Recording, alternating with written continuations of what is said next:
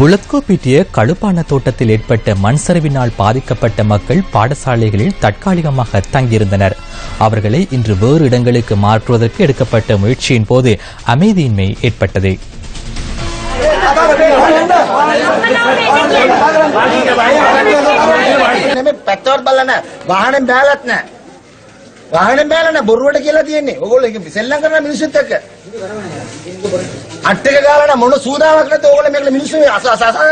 இந்த மக்களை பாடசாலைகளில் இருந்து வெளியேற்ற வேண்டும் என புலத்கோப்பிட்டிய பிரதேச செயலகம் தெரிவித்துள்ளது. பாடசாலைகளை மீள திறக்க வேண்டியுள்ளமையினால் இந்த தீர்மானம் எடுக்கப்பட்டுள்ளதாக அதிகாரிகள் தெரிவிக்கின்றனர். இதேவேளை அருநாய்க்கவில் ஏற்பட்ட மண் சரிவினால் பாதிக்கப்பட்ட மக்கள் ஸ்ரீ சுமங்கல வித்யாலயத்தில் தங்கியுள்ளதுடன் அந்த பாடசாலையும் நாளை திறக்கப்பட உள்ளது. எனினும் பாடசாலையின் ஒரு பகுதியில் மக்கள் தங்குவதற்கு இடமளிக்கப்பட்டுள்ளது.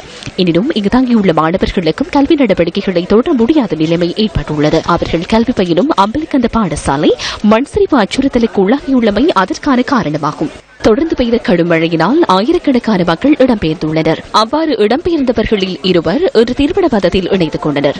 இவர்களின் திருமண நாள் ஏற்கனவே தீர்மானிக்கப்பட்டிருந்த போதிலும் கம்பளை அம்புலுவாபக்காந்தையில் ஏற்பட்ட மண் சரிவினால் இவர்களுக்கு தற்காலிக முகாம்களுக்கு செல்ல வேண்டி ஏற்பட்டது. பல நாட்களாக சோகத்தில் வாழ்ந்த மக்களுக்கு ஒரு ஆறுதலாக இந்து மத சம்பிரதாயத்துக்கு அமைய இன்று இவர்களின் திருமணம் நடைபெற்றது.